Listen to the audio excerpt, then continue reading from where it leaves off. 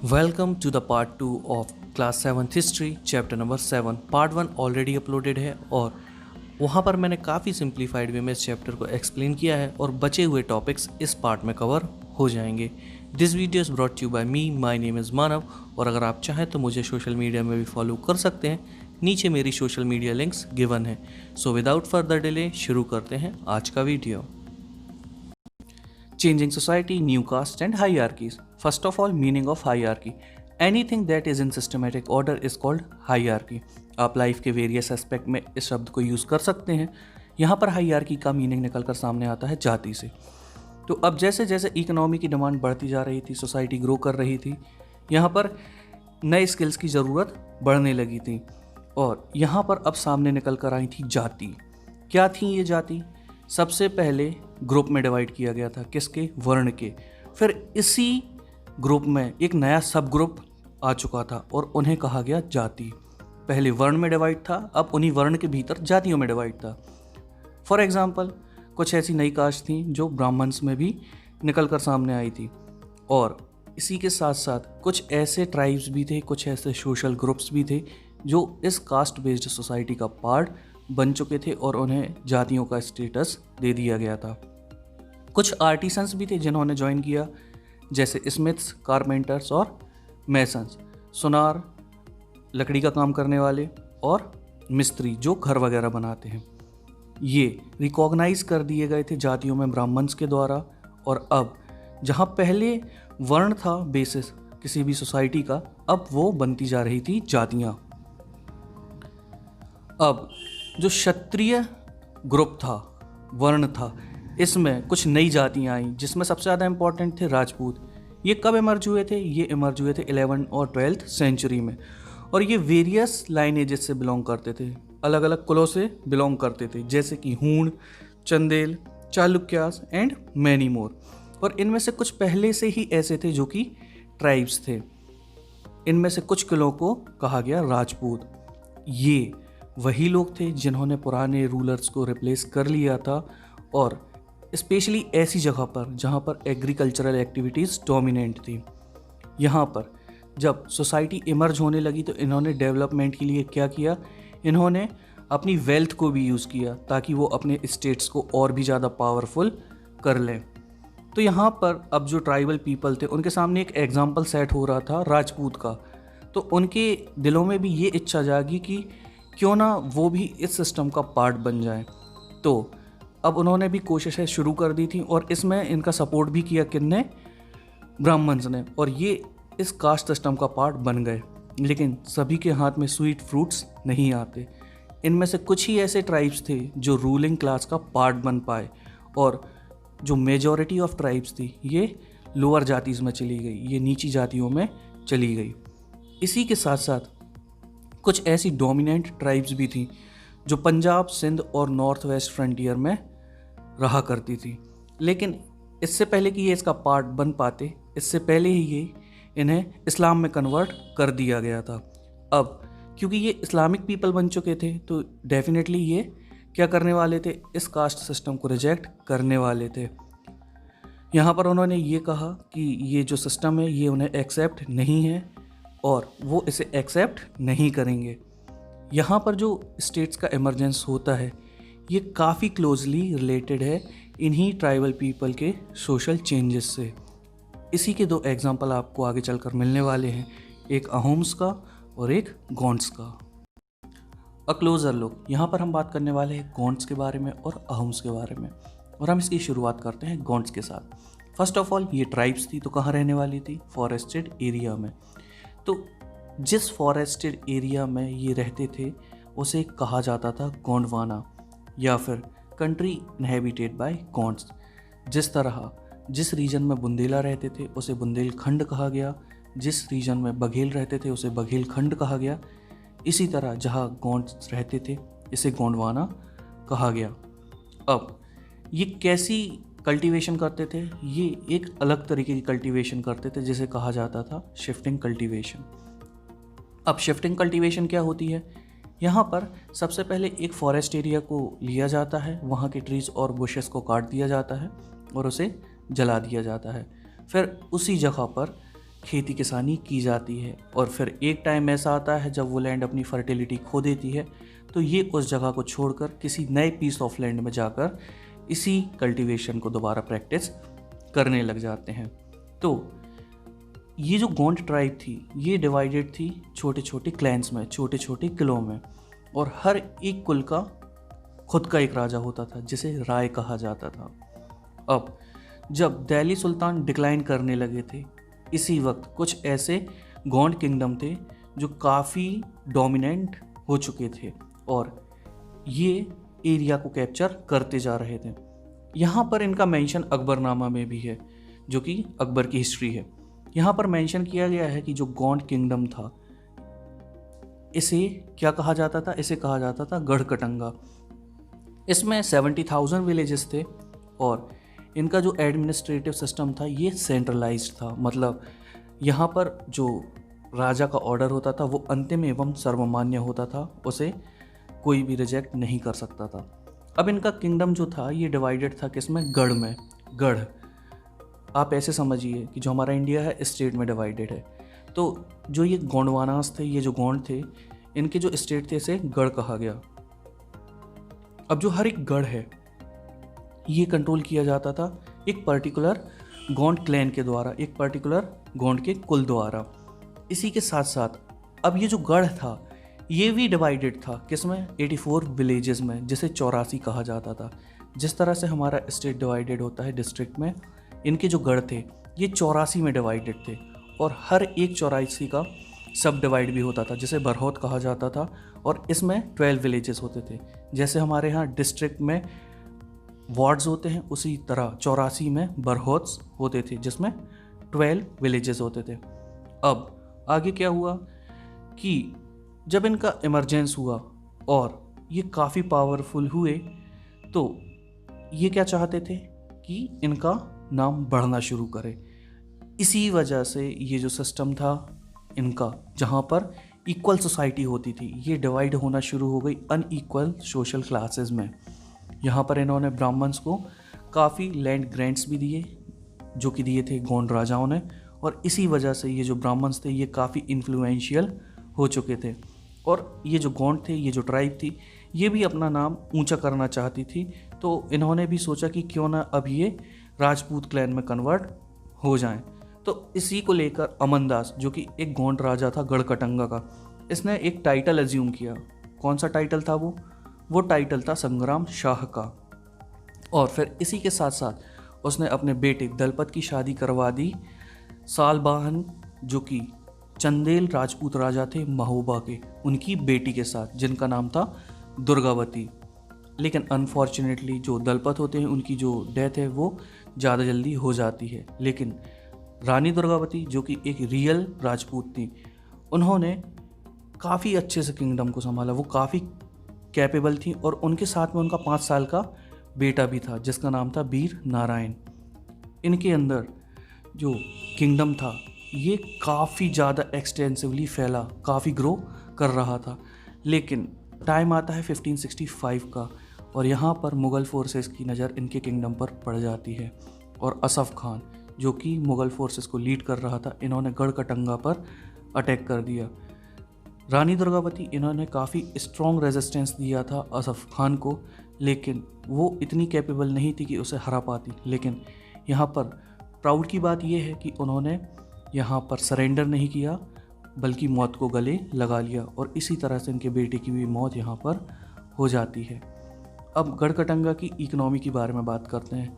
गढ़कटंगा एक काफ़ी rich state था और इसकी सबसे ज़्यादा जो अर्निंग होती थी वो कहाँ से होती थी, इनके यहाँ पर ये एलिफेंट्स को ट्रैप करते थे और दूसरे जो किंगडम्स हैं वहाँ पर एक्सपोर्ट कर देते थे। जब मुग़लों ने गोंड्स को हराया तो यहाँ पर इन्हें काफ़ी सारी धन, काफ़ी सारी दौलत मिली।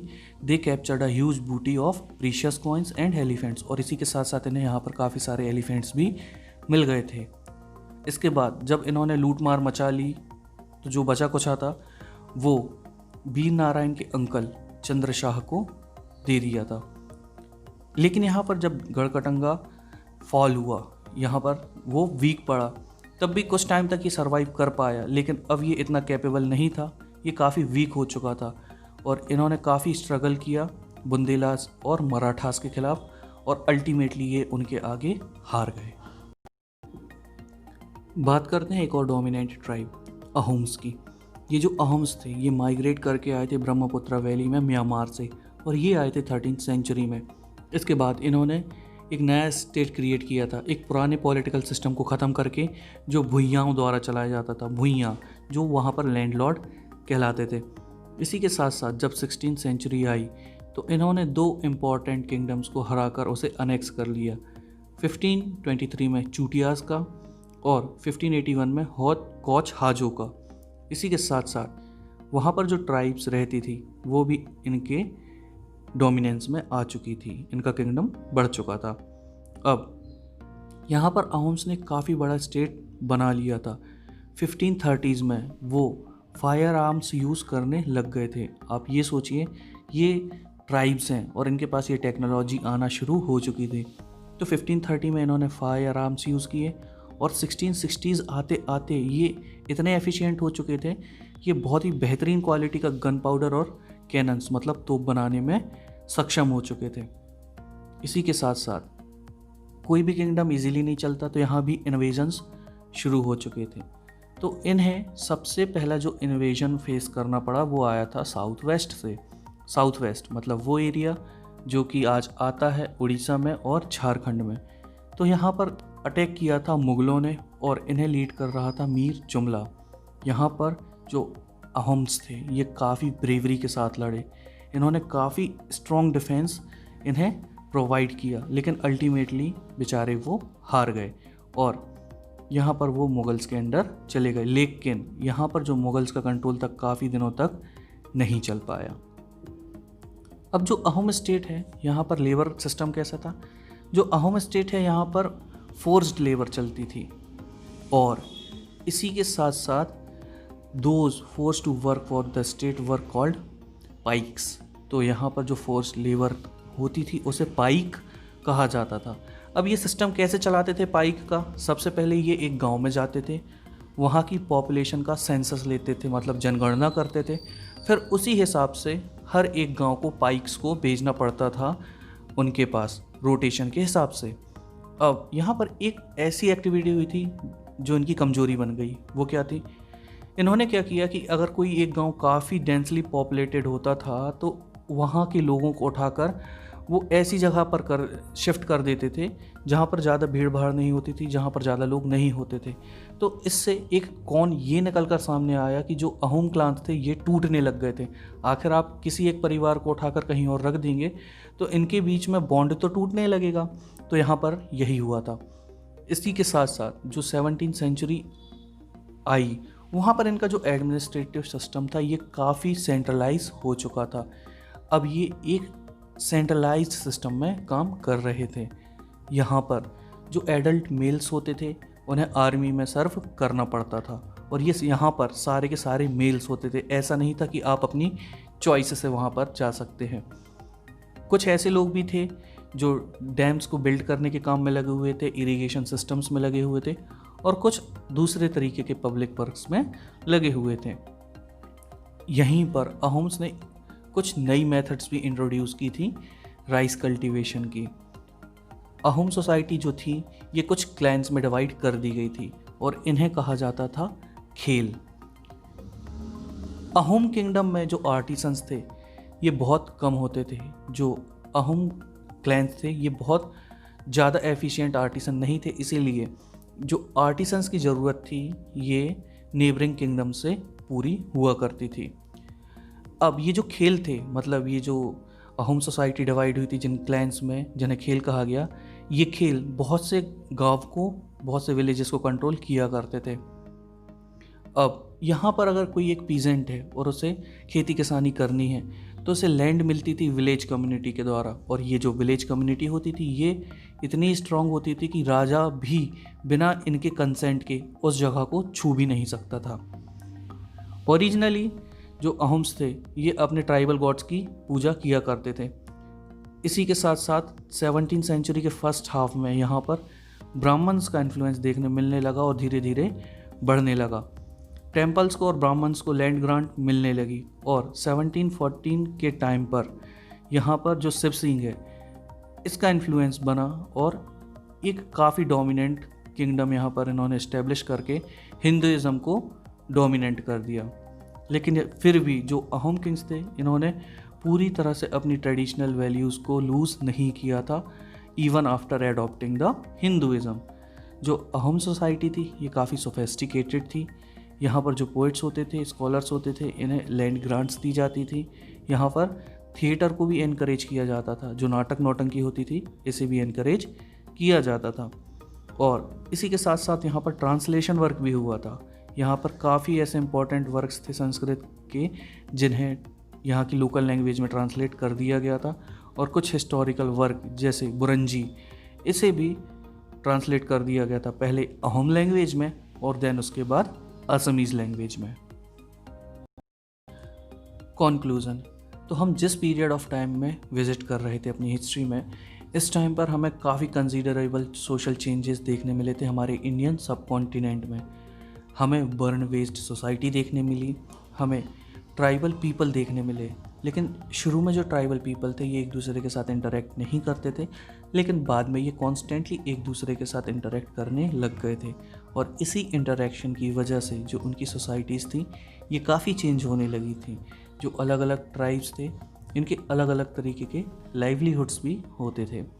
Over a period of time, समय के साथ साथ इनमें से बहुत से ऐसे ट्राइब्स थे जो कास्ट बेस्ड सिस्टम का पार्ट बन चुके थे, लेकिन अभी भी बहुत से ऐसे थे जिन्होंने इस कास्ट सिस्टम को और ऑर्थोडॉक्स हिंदुइज़्म को पूरी तरह से नकार दिया था। इसी के साथ साथ कुछ ऐसे ट्राइब्स भी थे जिनका स्टेट काफ़ी पावरफुल हो चुका था, उनके राज्य काफ़ी शक्तिशाली हो चुके थे, और इनके यहाँ पर जो एडमिनिस्ट्रेटिव सिस्टम है ये भी काफ़ी वेल ऑर्गेनाइज हुआ करता था, और इसी वजह से ये धीरे धीरे पॉलिटिकली काफ़ी पावरफुल हो चुके थे। लेकिन वही बात है कि जब आपके पास ताकत आती है तो आप कुछ गलत कर बैठते हैं, तो इसी वजह से ये कई बार अपने से बड़े और कॉम्प्लेक्स किंगडम से लड़ाई करके हार जाया करते थे। द मंगोल्स, यहाँ पर हम बात करने वाले हैं मंगोल्स के बारे में। तो अगर हम पास्टरल और हंटर गैदरर ट्राइब की हिस्ट्री को उठा के देखें तो सबसे ज़्यादा नाम किसका निकल कर सामने आता है, ये आता है मंगोल्स का। मंगोल्स ये काफ़ी इनफेमस हुए, क्यों हुए ये आगे चलकर आपको मैं बताने वाला हूँ। ये इनहेबिटेट करते थे ग्रासलैंड को ऑफ सेंट्रल एशिया, जो सेंट्रल एशिया के घास के मैदान थे ये वहाँ पर रहते थे, जिसे स्टेप्स भी कहा जाता है। और कुछ एरिया इन्होंने फॉरेस्टेड भी ऑक्यूपाई कर रखा था जो कि इनके नॉर्थ में था। तो हम बात करने वाले हैं उस टॉपिक की जिसकी वजह से ये इनफेमस यानी तो हम बात करने वाले हैं उस टॉपिक की जिनकी वजह से ये इनफेमस हुए यानी कुख्यात हुए। यहाँ पर हम बात करने वाले हैं चंगेज़ खान की, जिसे काफ़ी ज़्यादा खून खराबे के लिए जाना जाता है। तो 1206 में चंगेज़ खान ने मंगोल और टर्किश ट्राइब्स को यूनाइट कर लिया और एक काफ़ी बड़ी पावरफुल मिलिट्री फोर्स खड़ी की थी। यहाँ पर जब उसकी डेथ हुई थी 1227 में, इसके पास बहुत सारी टेरिटरीज आ चुकी थी और इसके सक्सेसर ने काफ़ी वास्ट एम्पायर खड़ा कर लिया था। आपको जानकर हैरानी होगी कि इसकी टेरिटरीज़ में रशिया के पार्ट थे, ईस्टर्न यूरोप के पार्ट थे, चाइना के पार्ट थे, इवन वेस्ट एशिया के पार्ट भी थे। यहाँ पर जो मंगोल्स थे इनकी जो मिलिट्री है ये काफ़ी वेल ऑर्गेनाइज होती थी और इनका जो एडमिनिस्ट्रेटिव सिस्टम है ये काफ़ी एफिशिएंटली वर्क किया करता था। ये इंडिया का फॉर्च्यून था कि, या फिर ये कहिए कि यहाँ के रूलर्स ने इतना स्ट्रॉन्ग रेजिस्टेंस उसे दिया कि वो इंडिया में इन्वेड नहीं कर पाया। हालांकि हम बात कर रहे थे यहाँ पर मंगोल्स की, तो ये जो मंगोल्स होते थे ये इतने स्ट्रॉन्ग इसलिए हुए थे, इनका सिस्टम एडमिनिस्ट्रेशन का और मिलिट्री का इसलिए स्ट्रॉन्ग हुआ था क्योंकि इन्हें काफ़ी ज़्यादा सपोर्ट मिला हुआ था अलग अलग एथनिक और religious group. So this is the end of part 2। I hope आपको ये वीडियो पसंद आया होगा। अगर आप कुछ भी कहना चाहते हैं तो नीचे कमेंट बॉक्स आपके लिए खुला हुआ है। प्लीज़ वीडियो को लाइक कीजिए, अपने दोस्तों के साथ शेयर कीजिए, हमारे चैनल को सब्सक्राइब कीजिए। पढ़ते रहिए, खुश रहिए। I am Manav, signing off. Thank you.